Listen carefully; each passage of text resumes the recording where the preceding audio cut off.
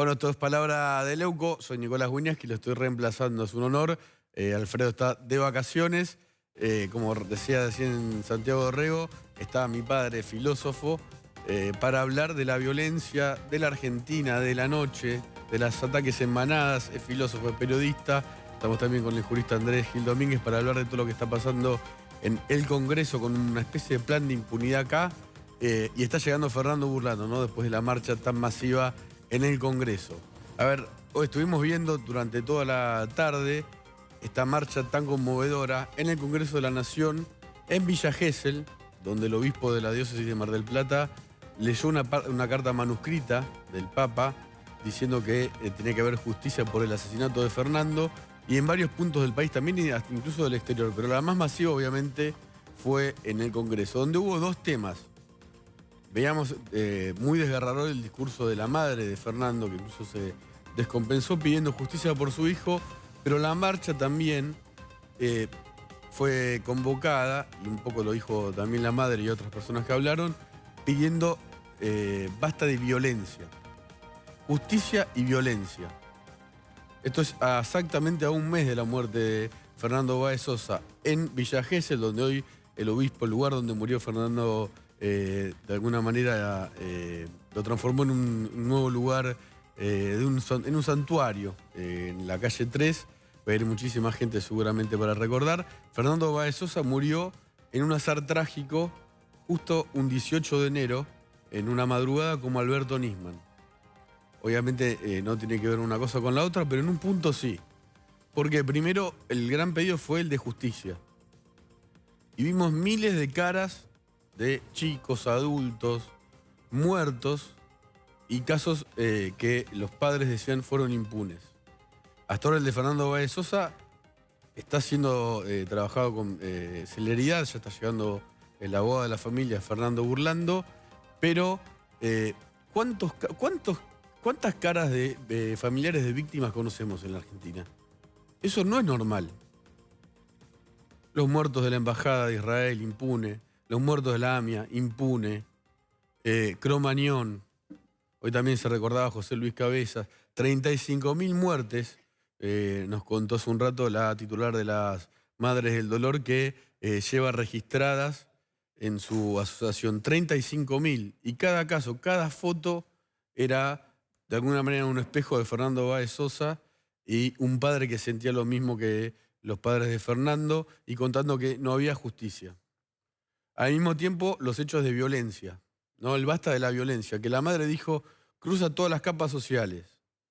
Fue un hecho violento el de la muerte de Fernando, pero mira, yo voy a enumerar algunos hechos. Algunos son de hoy y otros son de 1 o 2 semanas para atrás. Y es impresionante como, yo no sé si un país puede matar. Se lo voy a preguntar a mi viejo, ¿un país mata? Obviamente se muere en un país, pero mirá lo que estuvo pasando. Hoy hubo cuchillazos en el subte. Solo el fin de semana, en los partidos de fútbol, que se vio sobre todo los puntazos, esos intentos de acuchilladas en la hinchada de Chicago, no fue el único acontecimiento violento, muy violento. En cualquier país eso solo hubiese sido una noticia que lo estamos viendo ahí. Estamos viendo a la barra peleándose a los puntazos. Ahí uno le quiere clavar un puntazo al otro y creo que otro le clava un cuchillo en la popular de un partido donde ya no se juega con visitantes. Gracias a Gustavo Gravia, que es un experto extraordinario en temas de barra bravas, recopilé otros casos, solo de este domingo. En el partido de Tristán Suárez se peleó la barra interna y hubo heridos también. En el partido de Central Ballester contra Liniers, entró la barra de Central Ballester para matar o pegarle al equipo de Liniers.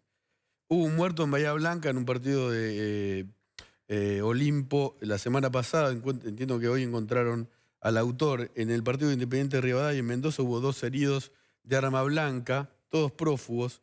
En Cañuelas, Bursaco, una pelea, una batalla campal entre la policía y los barras.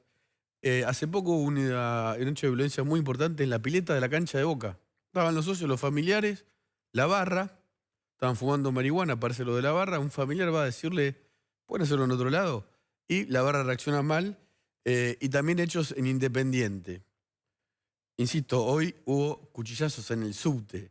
En Rosario ayer acribillaron con una ametralladora a una pareja de 21 años que tenía a su bebé de 1 año y medio en la moto. Murieron los tres. 1 año y medio el bebé. Los padres tenían 21 años. Parecería ser que son de una familia de el pionero que instaló las cocinas de Paco en Rosario. Pero en Rosario van 38 muertos en lo que va del año. Y en Santa Fe la suma todavía es más grande. Son más de un muerto por año. Y son caras que no son visibles, como la de Fernando Báez Sosa. Por día, perdón. Son 38 en lo que va de este año. O sea, son más de un muerto por día, perdón. Gracias por corregirme acá. Entonces, ¿qué está pasando? También quisieron matar a alguien en Villa Elisa. No, perdón, en la salida de otro boliche, una pelea entre mujeres y no hubo muertos, pero hubo heridos. En Villa Elisa mataron a un chico, antes de ayer creo, porque le robaron la gorra. Le dispararon. Me decía alguien de la justicia bonaerense que, como en el caso de Fernando, hay 1.200 por año. Por año. En Zárate, el lugar donde son los rugbyers o los acusados del asesinato de Fernando Báez Sosa, que practican rugby, mejor dicho, porque el rugby con esto no tiene nada que ver. Hubo 70 marchas el año pasado. 70 marchas porque hubo alrededor de 80 muertos violentos en la noche. No estoy vinculando a los que practican rugby acusados de matar a Fernando con todos estos hechos. Pero ¿qué está pasando? En Zárate.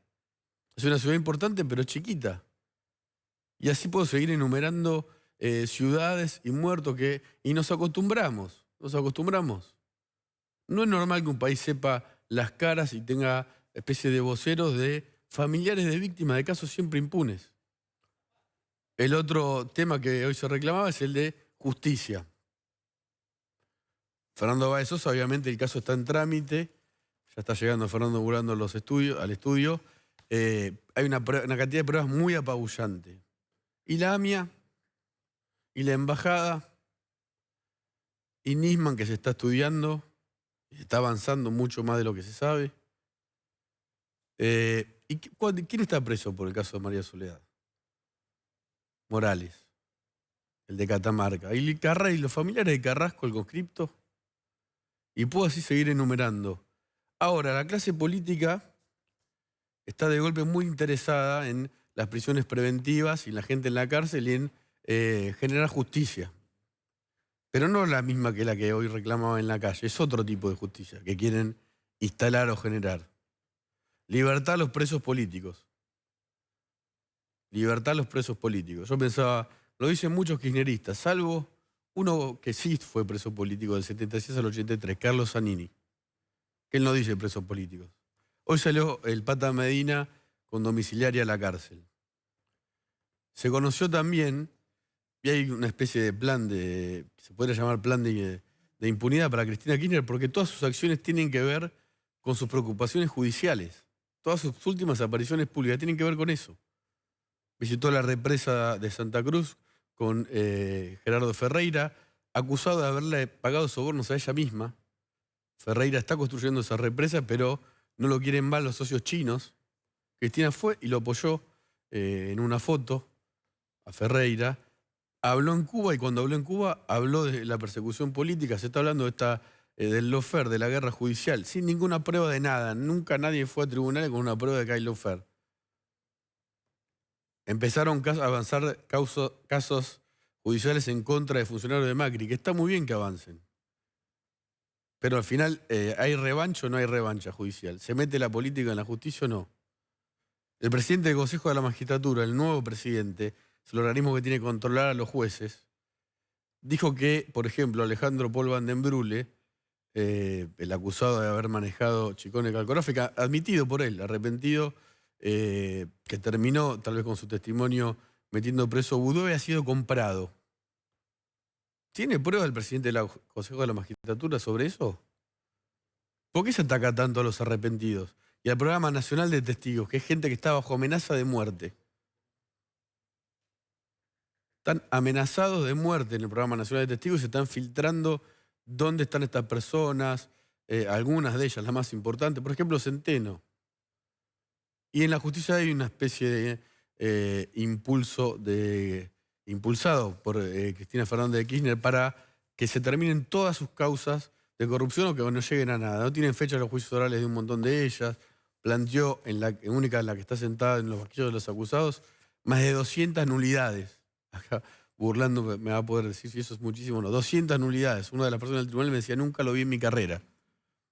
Todas cosas para ralentizar, obviamente, que se lleve adelante un juicio donde ella puede ser declarada inocente, ¿no? Donde se puede defender. Lo hizo atacando al tribunal, tiene derecho a hacerlo, pero también la sociedad tiene derecho a que la actual vicepresidenta, expresidenta, se defienda con argumentos en un caso donde también hay muchas pruebas en su contra. Y en los demás también.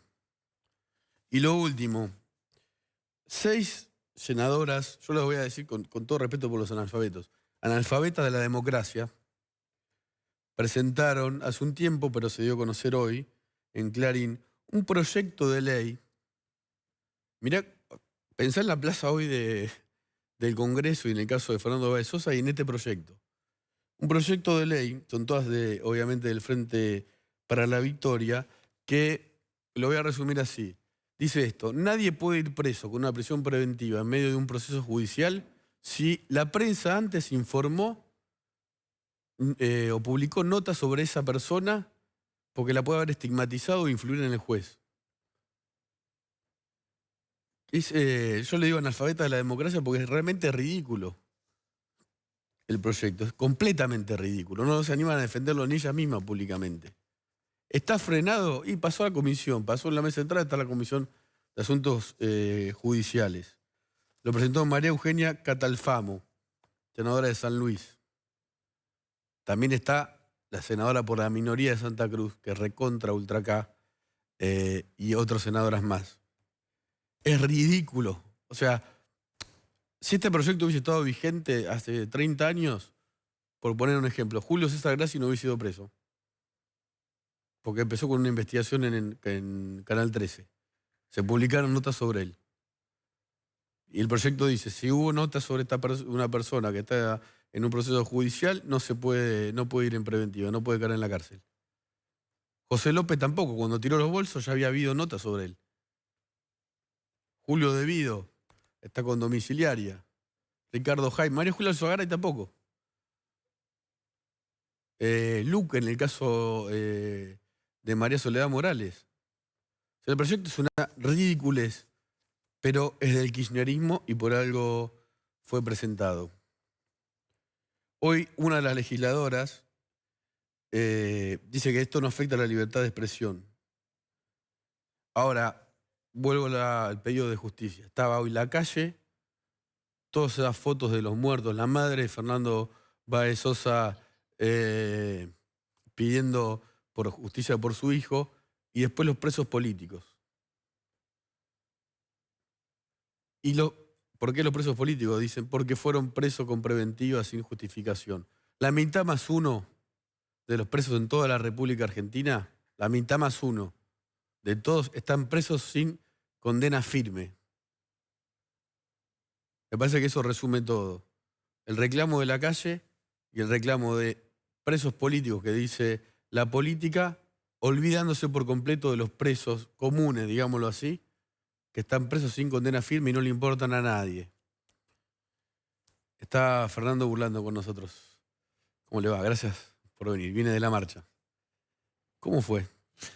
Bueno, muy emotiva. Una marcha que se hizo presente realmente una multitud. A medida que transcurrían los minutos era como que se iba sumando y sumando y sumando más gente. Los papás de Fernando, Silvino y Graciela, llegaron unos minutos de demora porque tenían algunos inconvenientes de salud, sobre todo Graciela. Pero bueno, se pudo concretar, pudo hablar. En un momento dudamos de la posibilidad de... Fue desgarrador lo que dijo. Sí, cada palabra de esa mamá realmente tiene tanta facilidad para transmitir el dolor que siente, que es algo que da escalofrío, ¿no? Es desgarrador. Y el Papa mandó un manuscrito, ¿no? Al obispo de Mar del Plata. Sí. O sea, y este caso, yo se lo preguntaba hace un rato, pero se lo vuelvo a preguntar, ¿por qué generó esto? Porque Yo hay que creo... ir mucho para atrás para encontrar una plaza así tan llena en el Sí, Congreso. sí, sí. Realmente es algo... No, pero aparte, algo realmente conmovedor, incluso lo que se sentía en el lugar, ¿no? La potencia, la energía de la gente en búsqueda de algo, yo quiero suponer que es en búsqueda de mejorar, de cambiar, de que estas cosas no sucedan más, que los hechos de violencia de alguna manera desaparezcan, sobre todo la violencia innecesaria, ¿eh? Innecesaria. Ocupan grandes franjas sociales el interés de este caso. O sea, están, por un lado, los padres de la Argentina, y te voy a sumar países limítrofes. Hoy esta marcha en Londres se estaba viendo. Barcelona. Se habló en Australia, un lugar donde típicamente el rugby es el. Nacional. Y evidentemente es una problemática que existe, que existía y que no abordábamos. Donde, entre comillas, supuestamente la juventud culta no podía generar este tipo de hechos delictivos, estas masacres, estos desmanes. Y evidentemente ocurren. Y está el interés de los padres preocupados por su juventud y la propia juventud que de alguna manera ha asumido compromisos. Asumió compromisos de cambio, de información. Sí, que se involucró. Estoy pensando en la chica que le hizo... No, la RCP. chica que le hizo RCP. En general, los testigos que fueron convocados por los medios de comunicación. Porque quienes de alguna manera potenciaron la presencia de muchos testigos fue, gracias a Dios, el mensaje que dio el medio.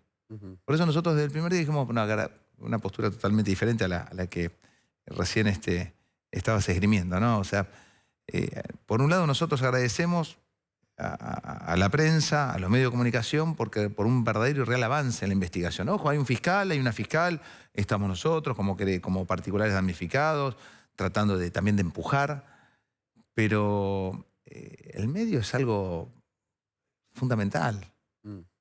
Realmente, yo te decía que no son más el cuarto poder, son el verdadero poder. Pero yo hablaba del proyecto K de que si una persona es mencionada en un medio, después no puede caer en preventiva porque se podría influenciar. Y aparte, imagínate, se podría dar cualquier tipo uno podría especular con interpretaciones de todo tipo. O sea, vos ya no podrías ir preso, pues es una persona de los medios. Yo tampoco. O sea, una persona que transita por un set de televisión automáticamente está eximido. Sí. Hay de otras prisión. cuestiones, por ejemplo, que si se presenta una nulidad se tiene que responder en 72 horas y si no se responde en 72 horas es a favor del acusado. Bueno, ahí en ese caso, a mí me gustaría el cambio. Está bueno que la justicia sea expeditiva. Nosotros siempre tenemos esta idea, ¿no? Justicia tibia no es justicia, justicia lenta tampoco. No es justicia. Entonces, a ver, apurar a los funcionarios, de alguna manera, que guarden cierto orden y respeten cierta celeridad en un proceso sería algo ideal. Pero están tapados. Usted en algún momento habló de cómo... Hay una gran precariedad. Hay una gran precariedad. ¿no? Una fiscalía donde nosotros había llovido el día anterior y al día siguiente, en una declaración testimonial fundamental para esta investigación, por ejemplo, seguía lloviendo. Como si afuera no llueve, acá sigue lloviendo, hay charco de agua en la fiscalía y bueno, así pasó. Por eso uno contempla muchas de estas cosas y también, ojo, critica porque esta misma fiscalía está en un espacio donde aparentemente tiene mucho que ver la intendencia. Entonces hay un cruce de intereses que a todos... Esto es interesante porque alguna vez me pasó a mí en Gesell. Yo quise denunciar algo y cuando fui a denunciarlo, en la comisaría me dijeron, mirá que lo denunció y vas a tener que después ir a declarar a Dolores. Sí. Como diciendo... y la verdad después no lo denuncié por eso. Sí, son información que acobarda. Que acobarda, obviamente, eso no entra en una estadística. En ese sentido habría menos inseguridad. Claro. Porque cualquier hecho delictivo, o sea, uno no puede tomar ni siquiera estadísticas reales frente a una situación de estas características. Ojo, se ha descentralizado de alguna manera fiscalías, juzgados de garantías, y se trata de abarcar en una provincia que sabemos cuál es la situación, realmente se hace lo que se puede.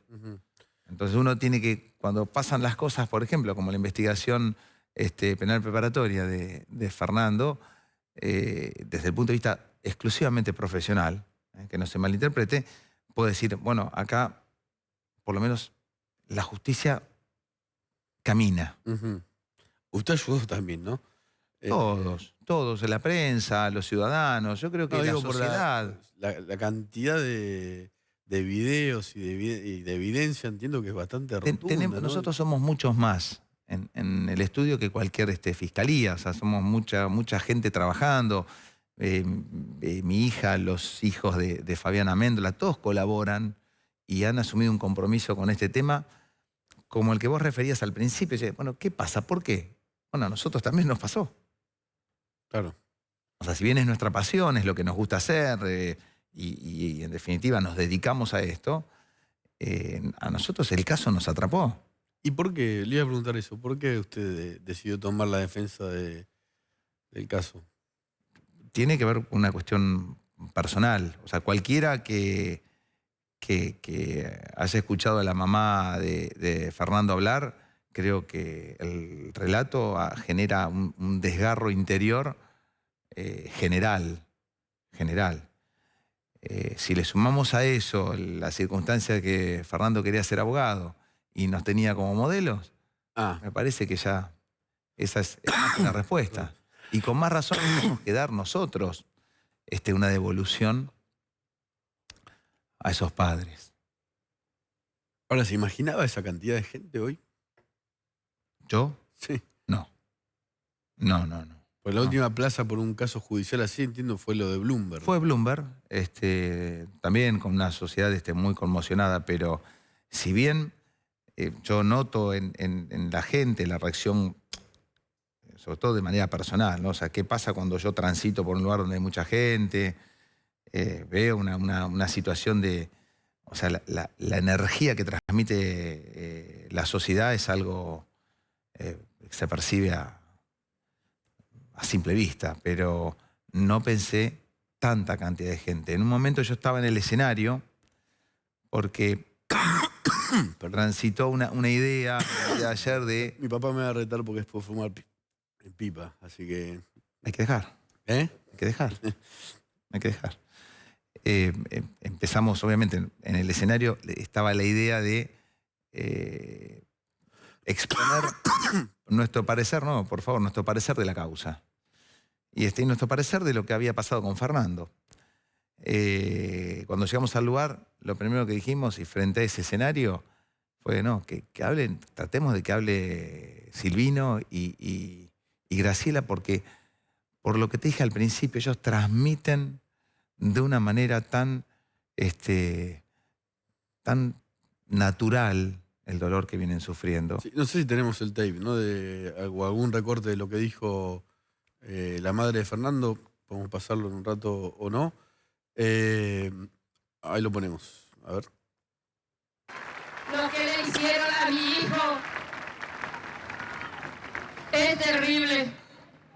Es terrible. No le dieron oportunidad de defenderse. Lo mataron a traición. Un chico decente, bueno, que amaba la vida, amaba a su prójimo, quería ayudar a todo el mundo. Tenía una meta, un objetivo de realizar. Lo tenía escrito. Y lo que le hicieron nos arruinó la vida. A mi esposo, a mí y a todos los que le queremos. Y estoy agradecida con ustedes por haber venido a acompañarme. Mi vida no es fácil desde que perdimos nuestro hijo. Todo se nos vino abajo. Era nuestro sostén, nuestra lucha para seguir adelante. Mi casa está vacía. Cuando me levanto y miro su cama, tendida, está esperándolo y sé que nunca volverá por culpa de lo que le hicieron. Quiero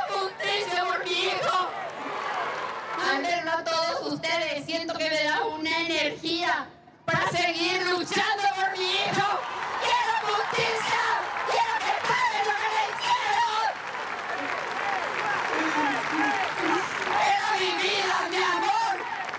Yo le decía a mi bebé. Yo le decía, no me digas mami bebé, mamá, porque ya estoy grande. Levanto mis manos con orgullo, porque mi hijo era un chico decente, bueno, que amaba la vida, y gracias a ustedes por acompañarme, quiero que se haga justicia. Deben pagar lo que le hicieron, que no quede impune. ¿Lo había visto burlando así? No voy a bajar los brazos. ¿Ya lo había visto? No, había atrás. Estaba a espaldas de los papás. ¿Y? La gente estaba, realmente generaba devolución permanente de lo que pasaba. Eran pedir justicia, vivar los nombres de todos, hasta incluso todos los integrantes del estudio. Una cosa fue para nosotros, obviamente, muy raro, ¿no? Ujú. Y muy gratificante a la vez. Muy impresionante todas las caras, también muchas de Fernando, pero de tantas víctimas y por los relatos que hicieron nuestros compañeros en los móviles, todos decían, el caso está impune, el caso Y está caminar y que venía toda la gente o sea, el que tenía posibilidad de vernos a nosotros con cartas, con mensajes. Nos llevamos realmente un talonario entero, pues estuvo todo el estudio ahí acompañando a la familia. Estuvo Claudia Villafañe también acompañando, mira. el Pollo Álvarez, que tal vez un poco la primera marcha y hubo situaciones que no se pudieron manejar. Había un poquito de desorganización en ese sentido, pero bueno, fueron todos con esta misma voluntad, fueron todos a acompañar. Ahora el caso sigue, ¿no? Mañana. Sí, mañana sí. Mañana ahí pidió el abogado defensor de los detenidos una postergación en la declaración de los imputados. Mañana se les iba a poner en conocimiento esta nueva calificación que antes... ¿No van a entonces declarar mañana? Pidió una postergación, es improrrogable el acto, así que está notificado, así que seguramente los van a llevar igual y los sentarán frente a la fiscal, secretario. Es derecho a defensa, además. Es el acto por excelencia de defensa, ¿no? Indagatorio, ¿no? La declaración del imputado, o la declaración indagatoria acá, ¿no? Ujú. Sí, es el mejor acto de defensa, que Hasta ahora no lo han utilizado de todas maneras. ¿Y por qué? Yo creo que están cercados, yo creo que hay mucha prueba, se trabajó inicialmente, sobre todo con la prueba testimonial, más allá del cotejo fílmico que había, se trabajó con mucha prueba testimonial, con diligencia de reconocimiento en fila de personas, obviamente con situaciones que están apareciendo incluso ahora, que son súper llamativas, de las distintas comunicaciones entre el grupo y a su vez lo que cada un integrante del grupo comunicaba con sus otros amigos. Era todo celebración. Celebración. Te voy a tirar una novedad. Atención, Una primicia. Había una previa. Al día siguiente había previa en festejo. Estaban... Ya se sabía todo, había pasado lo que había pasado, algún padre ya se había comunicado, preguntando qué pasaba. Algunos ya estaban mirando por la web noticias de muerte en Villa Gesell. Y uno de estos hijos de puta estaba haciendo la previa al día siguiente. ¿Qué significa? ¿Qué decía? Previa. Hicimos, o sea, vivaban la situación y armaban previa. Esto lo vamos a aportar ahora, seguramente. Vamos a ver si llegamos con Améndola para terminar toda la presentación y vamos a hacerlo. Una primicia. Sí. Es todo dramático igual, ¿no? Es algo.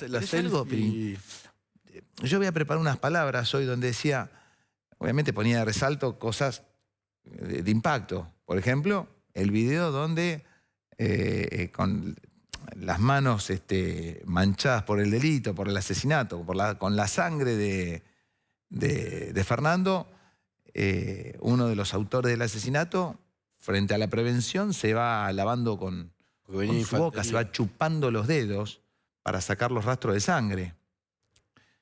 Y después de eso, como si nada, primero se chupa los dedos, después se va a comer hamburguesas. Y después se sacan selfies festejando. Sí. Y después organizan arman una la previa para el día siguiente. O sea, para ese día, o sea, había empezado el día, Claro. era la madrugada, eran las 5 y pico de la mañana, ya estaba organizando una previa. Usted es un penalista muy experimentado. ¿Esto es impunidad? ¿Es idiotez? ¿Qué es? Porque decir en un chat grupal de esto no se dice nada. Caducó. Y como la selfie, la previa. Esto es degeneración moral y ética. Habla muy mal, obviamente, habla muy mal de los educadores, de quienes de alguna manera generan algún tipo de conducción, de los Estamos formadores viendo deportivos. Habla muy comiendo mal hamburguesas. de toda esa gente que tuvo de alguna manera contacto con esta gente. Habla mal una actitud tan deleznable como puede ser mandar en cano a un inocente. Claro, lo que quisieron hacer con- Así son.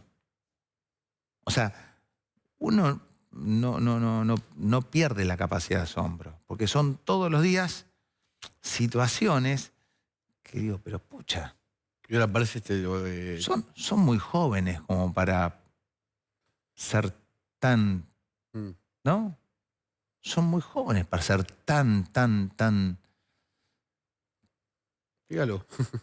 mierda, ¿no? Y por el otro lado, tenés al abogado que se queja porque yo, de alguna manera, reproduzco. Represento una parte. Yo no tengo por qué ni siquiera tener objetividad, que la tengo. Pero del otro lado tenés un abogado que se queja por ustedes, Sí, que dijo que esto por tenía que ustedes, ver... y parecido también por al cómo proyecto- retransmito, bueno, un poco como el Sí, proyecto de la ley línea. ese, cómo También retransmito porque es el abogado del intendente K de Zárate. el estado de ánimo de los papás. Y dice, no, pero ¿cómo van a hablar así de...? A Fernando no lo dejan hablar.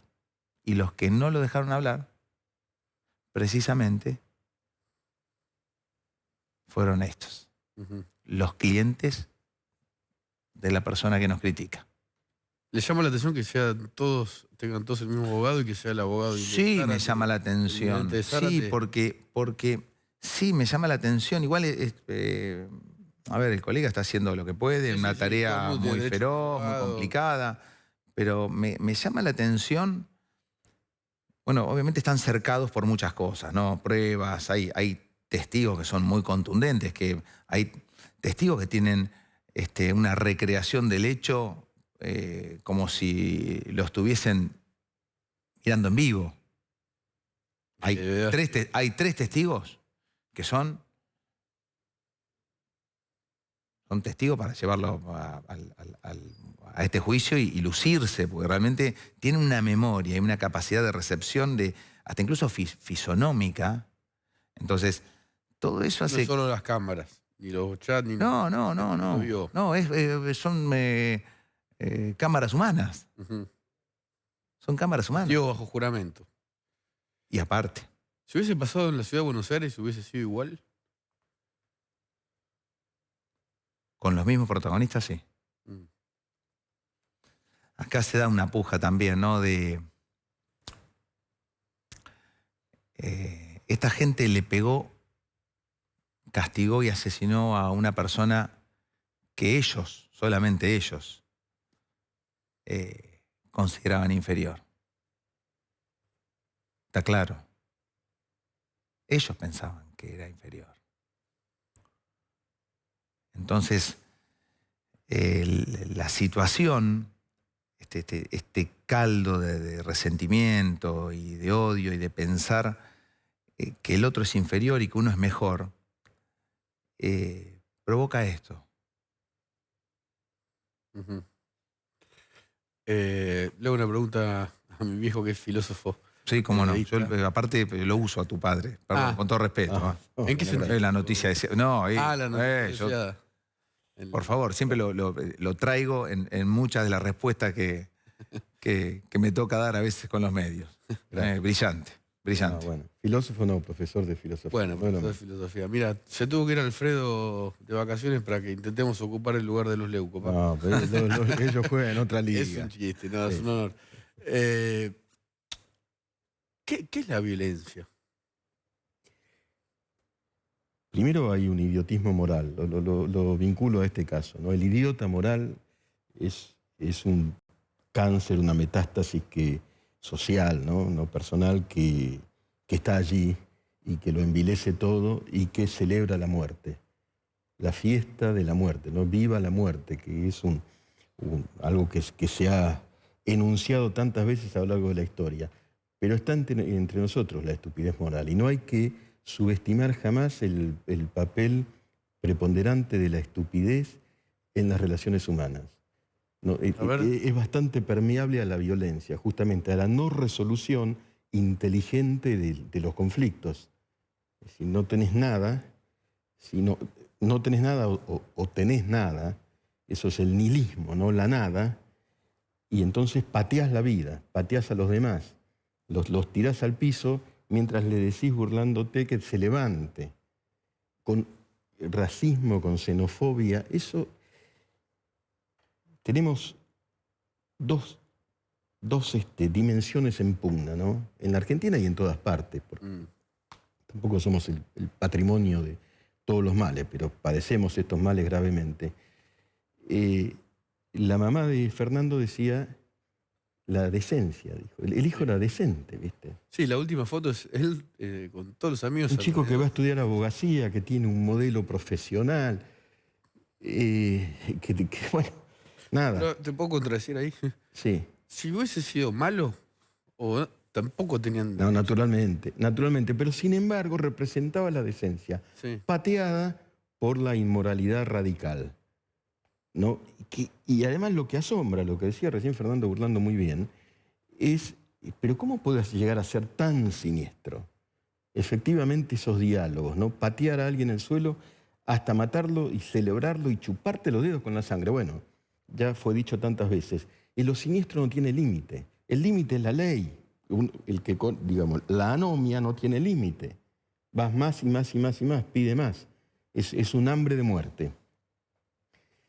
Y esa locura, ese delirius tremens que nos afecta, se ve por ahí, ¿viste? Porque uno ve manifestaciones, así como esta es paradojalmente luminosa, porque alumbra una esperanza, pero a la vez es tristísima, por supuesto. Vos ves en los estadios la xenofobia, la homofobia, y el cántico te vamos a matar, al otro lo vamos a matar.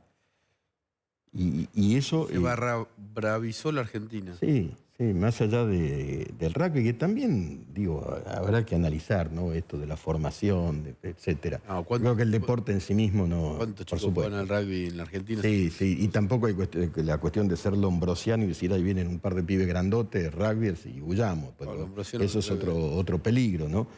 Pero de todas maneras hay que prestar atención a la fiesta de la muerte, a la celebración de la anomia, de lo siniestro, porque es la lógica de la pandilla. En la pandilla, el más malo es jefe, en este sentido de la pandilla, ¿no? El que hace más daño, el más dañino acumula poder. Bueno, en este caso sería Thompson, que de alguna manera... Lo ejerce liquidando, lo ejerce dañando, ¿no? O matando. Ahora te voy a preguntar qué es la justicia dentro de... Un rato, pero lo sumó a Andrés Gil Domínguez, está también Juan López de la Coalición Cívica. Toda esa gente reclamando justicia. Estoy como un hombre de la justicia, ¿no? Vinculado a la justicia. ¿Qué siente? ¿Es así? ¿Hay impunidad en la Argentina? No sé si hay impunidad en la Argentina, pero sí hay demanda de una justicia eficaz, útil y célere. Yo lo escuchaba al doctor Burlando y reflexionaba y recordaba que la Corte Interamericana de Derechos Humanos, cuando sanciona a la Argentina por el caso Bulacio, hay un voto de uno de los mejores jueces de la Corte Interamericana en su historia, que es Cansado Trindade. Bulacio es el muerto, ¿no? En el recital en obras. Y Cansado Trindade, en una comisaría, ¿no? Cansado Trindade dice que a lo largo de la historia de la humanidad se ha podido ponerle un nombre a la muerte de los padres, entonces uno es huérfano, a la muerte del esposo o la esposa, entonces uno es viudo de viuda, pero no se ha podido nominar con ninguna palabra la muerte de un hijo. Es cierto. Porque es un dolor tan profundo que no hay ninguna palabra que lo pueda cubrir ni que lo pueda nominar. Y que cuando vemos tanta gente, lo que vemos es una sociedad que no le va a poder poner palabras a la pérdida de un hijo, pero sí está pidiendo justicia.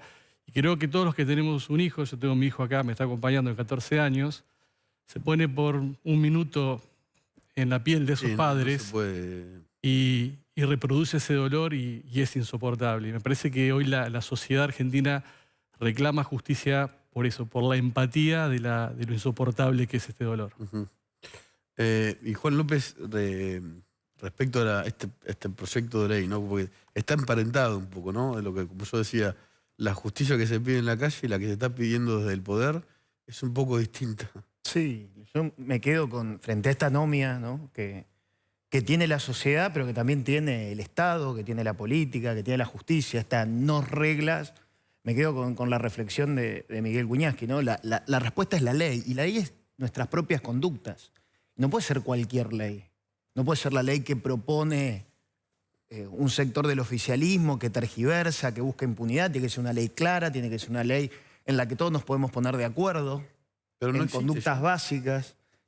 Leyes que en todas partes del mundo ya existen. Es fácil saber hacia dónde tiene que ir la Argentina. Lo que O sea, tenemos tiene que haber una decidirlo, ¿no? reforma del código, porque con las leyes actuales, aunque algunas no se cumplan, Con las leyes actuales se puede hacer mucho. claro. Lo que necesitamos es conducta. Lo que necesitamos es una ley, no una ley escrita solamente, una ley que incorporemos como sociedad. La sociedad y la clase dirigente, o como queramos llamarlo, la dirigencia de todo el Estado, la dirigencia que habita el Poder Judicial, la dirigencia que habita el Parlamento, la dirigencia que habita el Poder Ejecutivo. Bueno, tenemos que hacernos carne de esa ley que existe y que es muy fácil ponerse de acuerdo. Ujú. No matar es la ley básica. Sí, claro. Y acá en este país se mata, se miente y eso no tiene consecuencias. O tiene muy Se pocas roba. veces consecuencias. Y se roba. De varias formas. Cuando eso tiene consecuencias y todos nos ponemos de acuerdo que eso hay que cumplirlo, vamos a salir adelante. Reglas básicas, ¿no? Reglas básicas para salir de la anomia que muchas veces nos invade y cada vez más. Ahora seguimos. ¿Y cómo se sale de la anomia? Pa. Hola, Pa. No, bueno, es extremadamente complejo este asunto, ¿no? Entramados. Puede haber, puede demandar generaciones una educación en el espíritu de la ley, en el espíritu de las leyes. Pero ¿Es se con sale, educación o es con ley? bueno, con un conjunto de cuestiones, ¿no? Con educación, con ley, con ejemplo, con crimen y castigo cuando hay crimen, y no con crimen e impunidad. Si hay crimen, hay castigo, es así, digamos, son los delitos y las penas, y no ver cómo resolvemos, cómo gambeteamos, cómo zafamos, porque estamos coyunturalmente en el poder, Sí. ¿no? Y por otra parte se sale, me parece a mí, asumiendo ejemplos como, bueno, ejemplos, caminos alumbrados como el de la marcha de hoy, ¿no? Porque ahí vos ves, vos sentís, vos percibís esa energía que enseña, pero también está el lado oscuro, ¿no? El lado feroz, la ferocidad, y es esa Estaba pensando que en esa misma plaza, el asesinato también... ¿Te acordás hace poco Sí, de una persona que venía... No, del legislador. Venía claro. caminando y le dispararon en un auto y murió en esa misma plaza. Y también parece ser lo mismo, por nada, ¿no? ¿Hace cuántos años que es abogado penalista? Hace más de 30 años, mucho más. ¿En un momento la violencia y esto se aceleró o se hizo más cruel? O... Yo lo que pude percibir, es algo que me parece que estamos todos de acuerdo, ¿no? El tema es cómo reformar esta Soy situación. ancho, me corro un poco Es así, el tema de la educación. Lo percibí en juicios orales. Por ejemplo, cuando fue el juicio de Carolina Píparo, a mí me llamaba la atención en cada uno de los detenidos e imputados por esa causa, que después fueron condenados, la falta de modelos, la falta de esperanza en las distintas generaciones. Veía sin educación, tatarabuelo, abuelo, padre, hijo, hijos. Ya en algunos hasta incluso había nietos. Y había como toda una situación, pero multigeneracional, donde se percibía que había un estado ausente en cuanto a la educación. Ujú. Había una situación de pérdida de valores. O sea, en los valores humanos, la injerencia, la inyección Pararon embarazadas. del Estado en educación es importantísima. Y hoy, o sea, y la pérdida de esperanza, o sea, esta gente estaba jugada y así habían vivido sus abuelos, sus tatarabuelos, o sea, 2 generaciones o 3 para atrás y 1 o 2 para adelante. Ahora, en el caso de la pandilla, como decía mi viejo de Zárate, no es así. No, pero perdón, hay otra cosa importante. Ahí hablaban ausencia del Estado, de la legislación, del Poder Judicial, de todos, ¿no? De la política. Y es cierto, porque esta gente transitaba por Zárate impune. Impune y había tenido episodios de sangre. Entonces yo digo, pucha, si de alguna manera el Estado, en el área que sea, no es una crítica puntual, en el área que sea, Poder Judicial, Procuración, Poder Político, hubiese tomado en ese momento algún tipo de medida, es más, hasta el club donde pertenecían estos tipos, hubiesen tomado algún tipo de medida, o los mismos padres también, seguramente hoy no estaríamos frente a la... Hay pruebas de que los padres no desconocían esto. No, evidentemente aquí hay como una situación. Por eso cuando yo hablaba al principio, decía, acá hay un fracaso de los conductores en la educación de esta gente. Por eso hablé de una deformación moral. Algo pasó, que matan a una persona y están preparando la previa del día siguiente. O sea, y aparte vivando la muerte, porque incluso con la persona que hablaba decía, pero mira que hay una persona muerta, que yo. Es una cosa, pero realmente feroz. ¿Me puede adelantar un poco más? Ya no digo una primicia, pero sobre el enigmático personaje, digamos el 11, ¿no? El 11, bueno, el 11 nosotros ya lo tenemos identificado.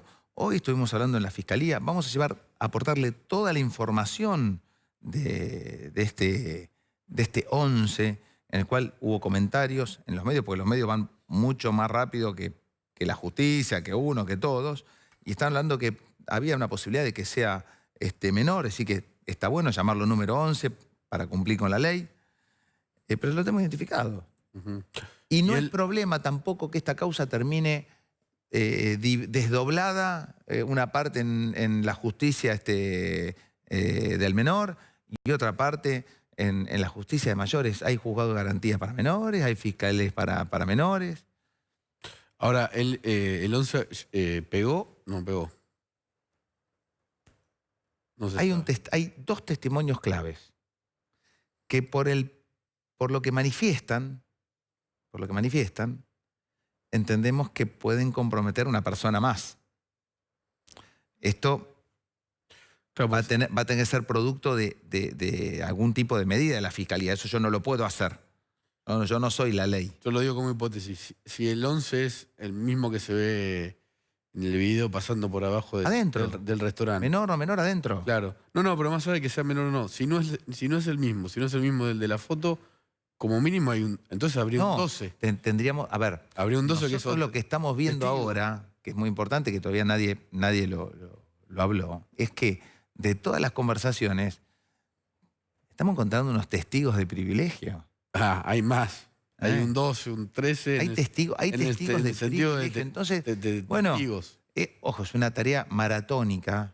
Uno preguntará, ¿por qué la FIC? No, porque por ejemplo, tenemos conversaciones de 2000 fojas. Pues está toda la vida reproducida de WhatsApp de los distintos personajes. Y si fuera menor, entonces se desdoblaría la causa. Podría desdoblarse y poder tramitar esa parte en la justicia del menor. Tiene un proceso similar, parecido al de mayores, con algunas diferencias. Obviamente tiene otro lugar de alojamiento, ¿no? Diferente. Y van a pedir que vuelvan a la cárcel los dos. Eso ya está solicitado. Cuando fuimos a hacer nuestra exposición, el día que le pedimos la audiencia del 168 al juez de garantías, Es que ese 78 para... Cuando previo a la resolución del auto de procesamiento y prisión preventiva, el juez de garantías tiene que oír al representante del particular damnificado. Entonces, en ese momento nosotros fuimos y hablamos, no sé si recordás, Nicolás, de la alevosía. Claro. Hablamos de la alevosía, hablamos de otras Porque circunstancias. hace como la seña allá dentro del boliche y lo señala y No, lo mira. y aparte es la Lo esperan situación como de volando indefensión. de La lobo, alevosía, como lobos. Sí, pero la alevosía es la situación de indefensión y matar sobre seguro, sin correr riesgos. Esa es una definición coloquial. La última pregunta y lo liberamos, le agradecemos que haya venido en este día. ¿Es caso resuelto? Nosotros estamos controlando todo, estamos haciendo todo lo que podemos, somos muchos trabajando, no soy nada más que yo. Me siento con ventaja, me siento realmente apoyado y tranquilo, porque todos los abogados del estudio son mucho mejor que yo. Y creo que tenemos para llegar a certeza de apodíctica. Cuando las cosas son de una manera y no de otra. Acá podemos llegar a esta certeza. Dijo apodíptica, dijo. Sí. Claro, indudablemente. Lo que no llega, lo que no tiene duda. El profesor. Bueno, Muchas gracias. Placer, un placer. gracias. Un placer muy grande. Gracias. Bueno, hacen buena tanda, buena dupla, digo. Con él cualquiera. No, al revés, por favor. Con él cualquiera, esto que lo escuchamos. Muchas gracias, Burlando. Vamos a la primera tanda y ya volvemos. En palabra de Leuco, pero hoy lo reemplazo yo. Esto es así. Está mi viejo Miguel Guñasqui, Juan López de la Coalición Cívica y Andrés Gil Domínguez. Queda mucho más.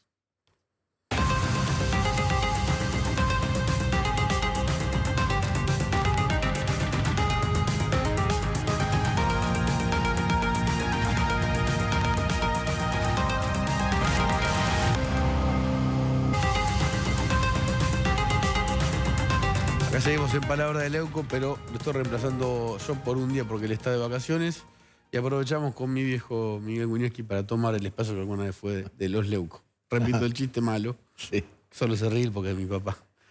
Hola, pa, de vuelta. ¿Qué haces, Nico? ¿Qué es la justicia? Bueno, yo estoy rodeado de juristas, pero es dar a cada uno lo que le corresponde, la definición clásica aristotélica. Pero la justicia es no solamente eso, sino no hacerle al otro lo que a uno no le deben hacer, ¿no? Y se basa en algunos principios esenciales.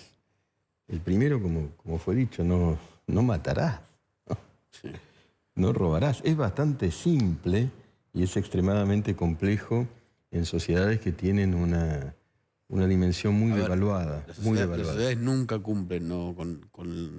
con esas reglas, pero la justicia... Pero algunas la cumplen más que otras. Sí. Algunas Pero la la cumplen. justicia, bueno, aplica ahí la ley.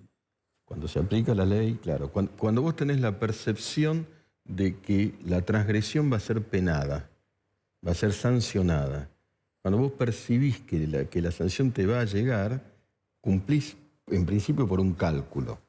No es una justicia de pronto... Eso sería que no todos somos buenos, sino que no nos vamos de mambo porque está la ley.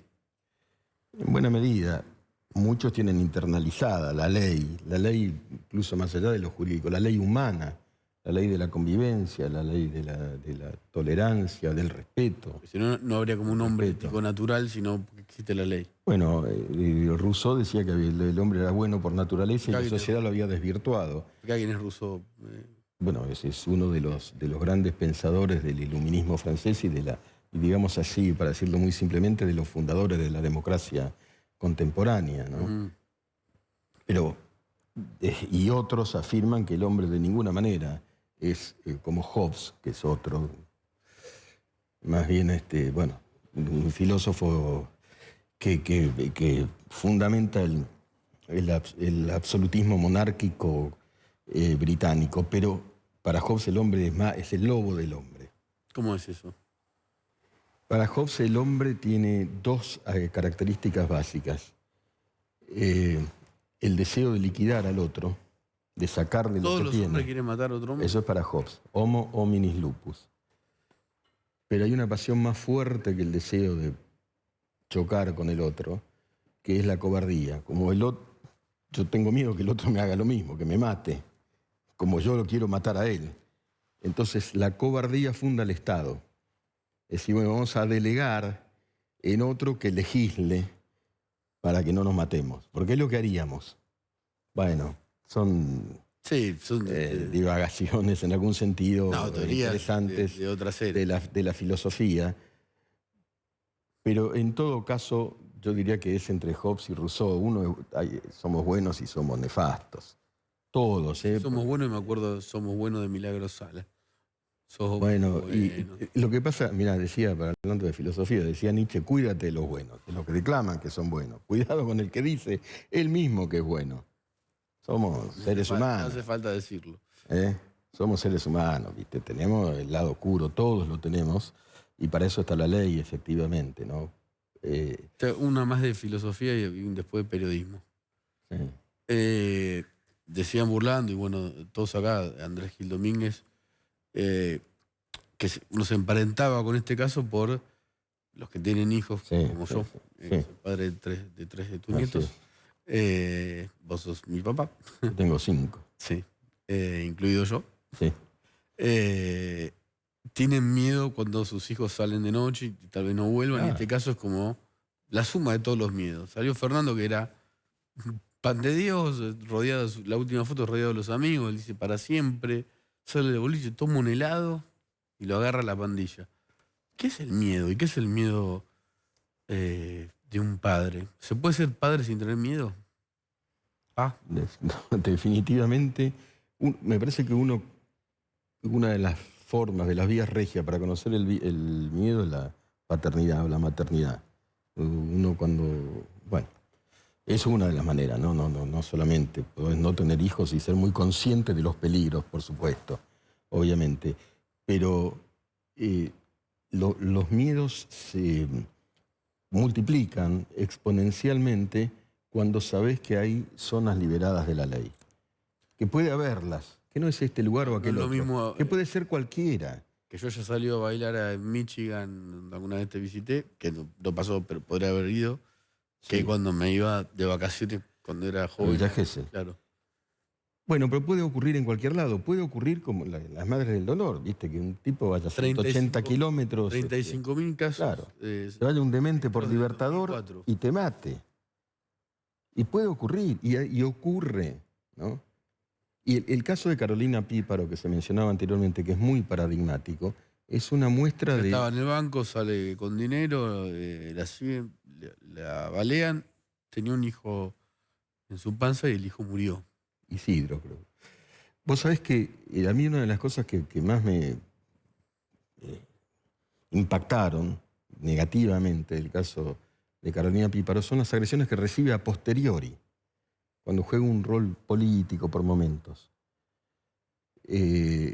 Una impiedad manifiesta a través de redes, etcétera, de que también hay que mirar. ¿Qué es esa impiedad? ¿Qué es esa agresión?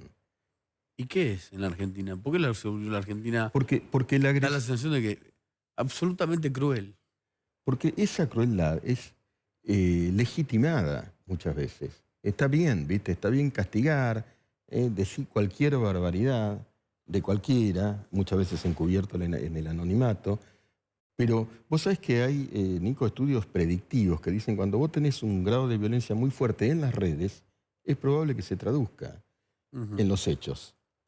Cuidado con eso, ¿viste? Porque estamos jugando a la crueldad. Una amenaza en las redes. Estamos jugando con la crueldad y se propaga. Pues las redes son una cuestión maravillosa, democratiza, Es como etcétera. las palabras, ¿no? Que empiezan en el poder a... Las palabras a veces se encarnan en hechos. Y cuando son... y cuando anuncian violencia, ¿por qué no le pegan a ese? Por cualquier característica, ¿no? Que sea disonante para el que escribe. Y por ahí alguno pega, ¿viste? Y ocurre, ¿no? Y entonces, bueno, ahí tenemos que ver por dónde transita y fluye la violencia cuando de las palabras en la se Argentina. usó el Estado o se usa en las redes para decir de tal persona, algunos medios Desde No el decir, Estado y desde fuera del Estado, claro. Por eso hay que... El otro elemento es la prudencia. El otro elemento para morigerar la violencia es la prudencia. Prudencia. Aristóteles. Claro. Prudencia. Es decir, prudencia para denigrar a alguien, ¿no? A priori. Para descalificarlo juzgar. por lo que fuera. Para juzgarlo, ¿no? Sin juicio previo. Para lapidarlo. Prudencia, porque después por ahí te tiran las piedras de verdad. Y además acá ha ocurrido una y otra vez. Y yo no sé cuánta... Y no lo sé, la verdad es que no lo sé, cuánta sanción respecto de la violencia oral y escrita hay, ¿no? Como que eso pasa, ¿viste? Hay algunos, preguntémosle a Andrés Gil Domínguez, ¿no? Que es especialista constitucionalista, ¿no? Pero hay casos, ¿no? De, por ejemplo, en Twitter no se le puede decir ya cualquier cosa a alguien, ¿no? En Twitter valen las generales de la ley con respecto a la libertad de expresión. Toda persona se puede expresar, pero si genera algún tipo de daño, tiene que asumir las responsabilidades ulteriores, civiles o penales, por los dichos y por las manifestaciones que tengan. Es decir, las redes sociales no han cambiado nuestro sistema de protección de la libertad de expresión sin ningún tipo de censura previa, pero asumir las responsabilidades ulteriores si con esa expresión se dañan las personas. O sea, hay casos de gente que fue penada civilmente porque difamó a alguien. Como antes sucedía con los viejos medios de comunicación, ahora en redes sociales con la comunicación digital, sucede exactamente lo mismo. Hay responsabilidad civil y responsabilidad penal por aquellas expresiones que se vierten en las redes, y como también así hay una protección particular de la libertad de expresión en las redes, porque cuando se opina sobre asuntos de interés público, de relevancia pública, o personajes públicos o funcionarios públicos, la protección de la libertad de expresión es mucho más amplia y mucho más intensa, y la protección del honor de estas personas se reduce. No quiere decir que no la tengan, pero se reduce habida cuenta de la necesidad de defender el debate público y robustecer el debate público en la democracia. Ahora le voy a hacer una pregunta que después te voy a hacer a vos, pero los dos. ¿Qué opinás del proyecto de las senadoras diciendo que nadie puede ir preso con preventiva? Es un proyecto jurídicamente inconstitucional, que viola los tratados sobre derechos humanos, es inviable. El proyecto cita los tratados. Y cita los tratados para violarlos totalmente. Cita los tratados para violar la libertad de expresión, estableciendo una suerte de censura previa e indirecta. Ahora no quiero exagerar ni eso. ¿Una especie de mini ley de medio judicial? No, yo creo que es mucho peor que la ley de medios, mucho peor.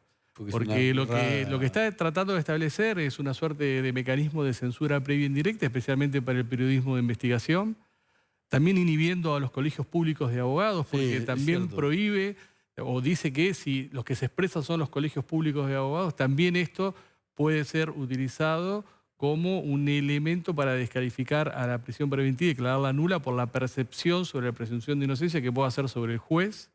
Entonces, no solamente viola la libertad de expresión, sino que viola las garantías del debido proceso.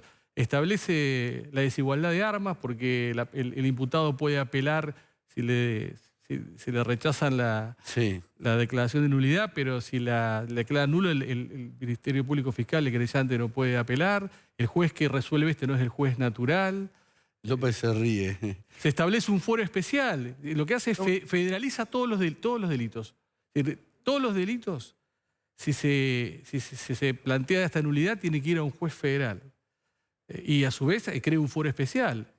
Solamente esto es aplicable a los delitos contra la corrupción. Sí. Es un disparate realmente que viola todas las garantías del debido proceso. ¿Cómo puede ser que haya 6 senadoras, legisladoras que hayan escrito esto? Estamos viviendo un proceso bastante complejo hacia adentro del gobierno, ¿no? De la fuerza política que gobierna la Argentina, que está buscando de alguna manera salvarse de lo que hicieron, de las causas que ya están avanzadas, algunas con condena, otras con prisiones preventivas, y utilizan todo el arco de la imaginación habido y por haber, lo que se puede, lo que no se puede, lo que parece totalmente descabellado. Y nada, y esa tensión está. Hoy una cuenta oficial, la cuenta del presidente de la Nación, pero subiendo un video aparentemente producido por el Ministerio de Justicia, dice que en la Argentina no hubo Estado de Derecho los últimos 4 años. sea, niegan a una fuerza La democrática. cuenta de la Casa Rosada lo escribió. Lo subió el presidente de la Nación, un video donde él habla de guerra judicial, habla de lawfare, habla de detenciones arbitrarias y en lo escrito en el video, en los graphs del video, dice que no hubo Estado de Derecho en la Argentina entre el 2015 y el 2019. Y dice que están reconstruyendo el Estado de Derecho. Eso es muy grave, porque es negar el voto popular de millones de argentinos que votaron a Cambiemos, que votaron al presidente Macri, la forma en que ese gobierno se desenvolvió, todo para salvar a 3, 4, 5, 10 o 100 personas de los hechos de corrupción que cometieron. Entonces, Es un error del community manager, porque en los últimos 4 años Alberto Fernández dijo de todo. Imagínense, él dijo de todo, nosotros gobernamos en minoría, o sea, con 15 diputados, 15 senadores los primeros 2 años de 72. Imagínense todos los cómplices que tendría que haber habido de fuerzas políticas que hoy los acompañan a ellos, de un no Estado de Derecho. Ya la locura en pos de salvarse de los delitos que cometieron es grande. Y sobre eso estamos atentos todos, creo que tiene que estar atenta la opinión pública. Tenemos que ver cómo desarmamos ese discurso de locura, ¿no? Desde la explicación, desde lo conceptual, porque por la impunidad ya se están cruzando muchos límites de lo razonable. No solo de lo ilegal, sino de lo razonable. Igual yo quiero hacer un pequeño matiz, ¿no? Que a mí me parece que este proyecto, volver a la Constitución del 49, la reforma constitucional, existen presos políticos en la República Argentina, son las banderas de un sector del kirchnerismo duro dentro de la coalición gobernante actual que está pujando para, de alguna manera, marcarle la agenda al presidente. Sí. Y que el presidente, en ejercicio de su poder, más allá de los vericuetos lexicales y del video que es medio indeterminado, que trata de mantener la coalición, el presidente por ahora no es permeable a este sector tan duro. No, El sector tan duro genera estos actos de permanente presencia pública para tratar de marcarle la agenda que por ahora no se la ha podido marcar. Sí, sí, a mí me consta que algunas cosas lo enojaron. Cuando él dice, me molesta que digan que hay presos políticos en la Argentina, la frase es fuerte. Y acá en este estudio con Morales Solá, Alberto Fernández, cuando estaba el debate de la reforma de la Constitución, dijo algo que dijo mucho. Dijo, cuando debato con los compañeros con los que fundé el kirchnerismo, ellos me piden la reforma de la Constitución, o sea, está admitiendo que el ultra... No sé con quién fundó el kirchnerismo, digo con todo respeto, Con entraban en un Fiat Duna, entraban 5, Néstor, Zanini. Yo les digo que no, porque les digo, los años de Néstor no fueron virtuosos. Esto le contestó Morales Solá. Ellos dicen sí. Entonces vieron que la reforma de la Constitución no se tiene que hacer. Y ahí dijo, yo no voy a reformar la Constitución. Al mismo tiempo estaba admitiendo que el sector hay un núcleo duro de la coalición gobernante, del kirchnerismo más duro, que no se siente muy satisfecho con cómo va por ahora el rumbo que marca el presidente para la demanda de impunidad que desean. Entonces, pujan con este tipo de proyectos que jurídicamente no tienen mucha viabilidad, pero que hacen ruido políticamente. Y que se animaron a escribir. Sí, hay que ver cuánto el presidente puede soportar esa tensión, porque atrás del presidente hay una vicepresidenta, o sea, un poder institucional importante, hay ministros muy relevantes que pertenecen a ese núcleo duro, hay organismos de control muy importantes a cargo de ese núcleo duro, organismos de inteligencia. Digo, el presidente, si es que tiene ganas, va a tener que resistir a un poder realmente fáctico y poderoso. Tenemos que ir a tanta, pero cortito. Sos periodista, además de filósofo. Este proyecto de ley, además de una puntana, una provincia que conoces, pues escribiste la biografía de Rodríguez, ¿qué te parece? Y es un disparate. El problema es que acá a veces los disparates se llegan a perpetrar. Tenemos experiencia. Sí, fumo en pipa, no me retes. Vamos a la última tanda, ya volvemos. En palabra de elenco.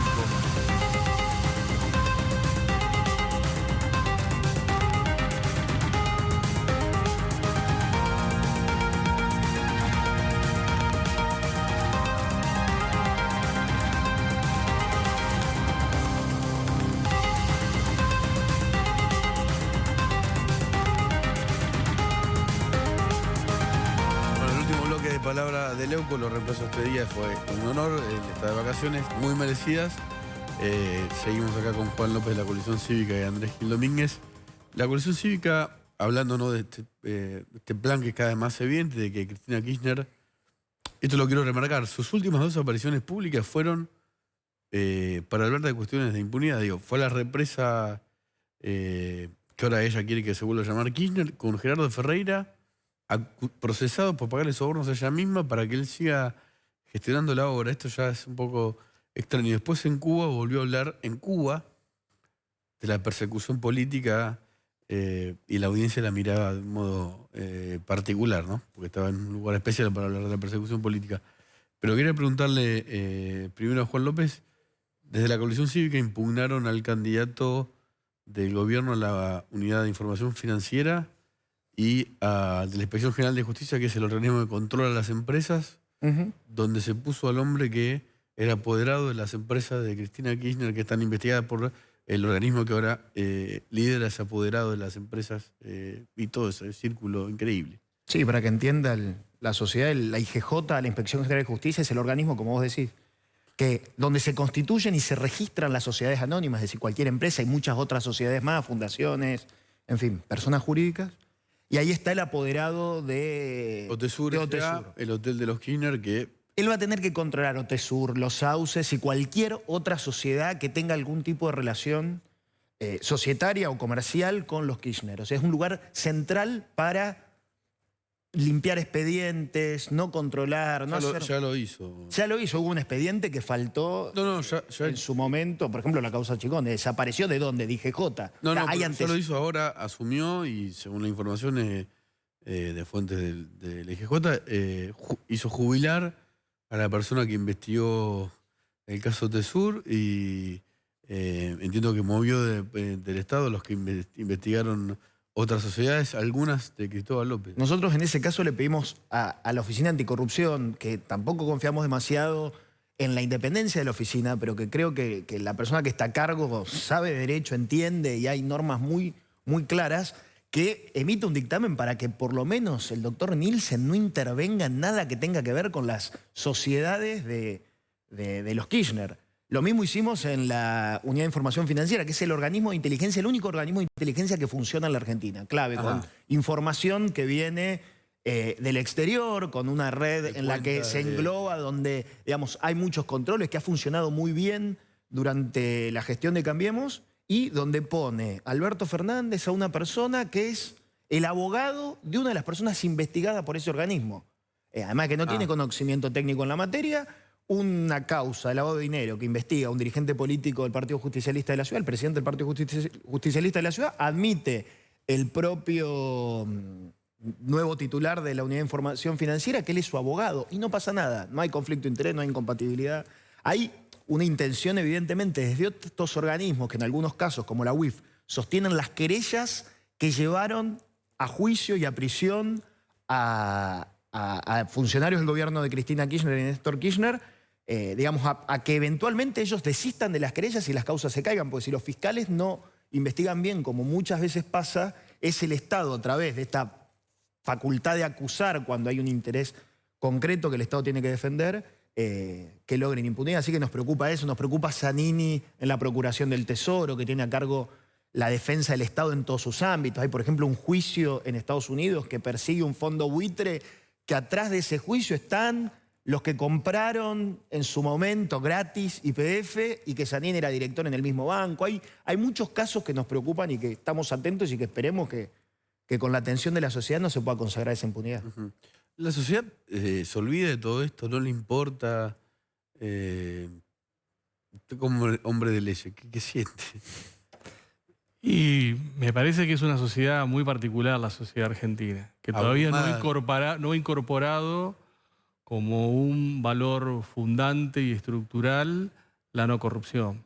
A pesar que nuestra Constitución establece claramente que los delitos de corrupción son un atentado a la democracia como si fuera un golpe de Estado, pero todavía no hemos... ¿En ese rango? Sí, en el artículo 36, incorporado en 1994, se le da a los delitos de corrupción la entidad de ser un atentado contra la democracia como si fuera un golpe de Estado, con el mismo grado de intensidad. Ahora, me parece que no lo hemos internalizado, lamentablemente, y no hemos internalizado que la corrupción es una fuente de afectación de múltiples derechos, y especialmente de derechos económicos, sociales y culturales de los sectores más vulnerables. Porque cuando hay corrupción hay menos recursos para desarrollar políticas que requieren una actividad prestacional del Estado en términos de salud, en términos de educación, y que los que más están afectados son los sectores más vulnerables. Entonces todavía no hemos internalizado castigar políticamente con el voto, castigar políticamente con el desprecio social a quienes cometen delitos de corrupción. O con las impugnaciones, ¿no? Porque entiendo que se elevó el pliego de Sergio Uribarri, ex gobernador de Entre Ríos, ¿no? Para ser embajador en Israel. Está procesado, tiene causas, juicios orales en trámite, y parece que va a salir igual de embajador, ¿no? Sí, bueno, ahí tiene que hacerse cargo. Por supuesto, uno tiene las herramientas que tiene como oposición, ¿no? Nosotros, por lo menos los diputados, los senadores, no somos jueces, no somos fiscales, tenemos algún poder de control que nos asigna la Constitución, y después tenemos el deber, como dirigentes políticos, pero como funcionarios públicos, de controlar con todas las herramientas que tenemos. Y las impugnaciones es una herramienta que puede usar la ciudadanía también, pero después, si el Congreso, si el Senado de la Nación está compuesto como está, no hay mucho para hacer, más que estar atentos, discutir estos temas públicamente, y ojalá que la sociedad que inclinó su voto para un lado en un momento lo vuelva a inclinar para otro lado, pensando y hacer... ¿no? Como Igual que me parece que sería buena una autocrítica, porque el gobierno que se fue en estos 4 años tampoco hizo funcionar la Oficina Anticorrupción de forma totalmente autónoma e independiente. No, a ver, yo le marco más cosas. Con eso. Entonces, Tuvimos otro tipo de efecto, no creo que ese. Pero... No, pero marco más cosas. No se nombró procurador, jefe de los fiscales de forma definitiva. No se nombró defensor del pueblo. Sí, es un cargo que requiere Cargo los 2/3 de las 2 cámaras del y Congreso. no se nombró la defensora del niño adolescente. Del niño, sí. Sí, tuvo una media sanción de diputados. Sí, y lo frenaron en su momento los pañuelos celestes del oficialismo. Digamos, también sería bueno que, Por eso que las expectativas que generó el gobierno anterior, que no las cumplió, sean también una autocrítica frente a la sociedad. No, y que tampoco hay que generalizar, ¿no? No todo el frente de todos es... No todo el frente de todos es corrupto, por supuesto que no. Por supuesto que no. La corrupción, y a muchos al revés. ¿Le molesta? A muchos les molesta, muchos están incómodos. Yo creo que No la mayoría por ahí tiene el valor para decir, bueno, con este personaje no, que no esté acá, ¿no? Este personaje, creo que, digo, y la autocrítica que sí podemos hacer es, no pudimos cumplir la sociedad una expectativa muy grande, que era la expectativa económica, porque era muy difícil, porque cometimos errores, pero creo que en la expectativa sobre la calidad institucional trabajamos, algunos por convicción y otros porque era la demanda que la sociedad nos pedía. En tanto y en cuanto la sociedad sostenga esa demanda, va a ser mucho más fácil avanzar. No alcanza solo la dirigencia política. La última, Gil Domínguez, a ver si me puede responder rápido. ¿Hay presos políticos en la Argentina? Bajo ningún punto de vista hay presos políticos en la República Argentina, porque no hay ninguna persona que esté detenida o haya sido condenada exclusivamente por su ideología política y no tenga ninguna vinculación con una conducta que haya desarrollado en ejercicio de la función pública vinculado a un hecho que se esté investigando y que esté tipificado por el Código Penal. Muchas gracias a los dos. Gracias. A vos. Vamos a una tanda y ya volvemos.